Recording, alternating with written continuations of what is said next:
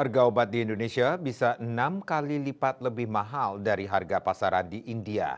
Harga di Indonesia juga lebih mahal dibandingkan negara tetangga. Demikian disampaikan pakar kesehatan dari Fakultas Kedokteran Universitas Indonesia FKUI, Profesor Chandra Yoga Aditama.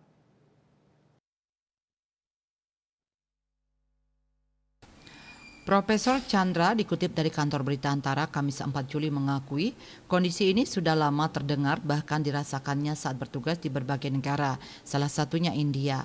Mantan Direktur Penyakit Menular WHO Asia Tenggara itu menyampaikan perbedaan harga obat di Indonesia berdasarkan pengalamannya berkantor di New Delhi pada 2015 sampai usia pensiun 65 tahun pada 2020.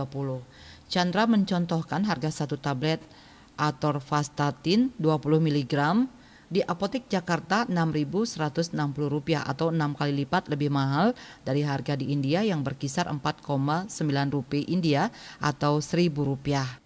Terkait mutu dan kualitas obat, Chandra menyebut seluruhnya telah dipenuhi secara baik. Selain itu, kata Chandra, semua kemasan obat di India selalu mencantumkan harga yang mudah dilihat konsumen.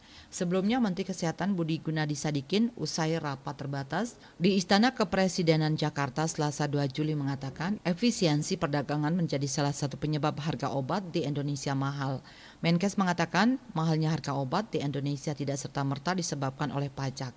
Oleh karena itu, lanjut Menkes, perlu ada tata kelola lebih transparan untuk mencari kombinasi yang semurah mungkin bagi pengadaan alat kesehatan dan obat-obatan. Menkes Budi Gunadi Sadikin juga akan berbicara dengan produsen alat kesehatan dalam negeri serta asosiasi farmasi untuk mencari solusi.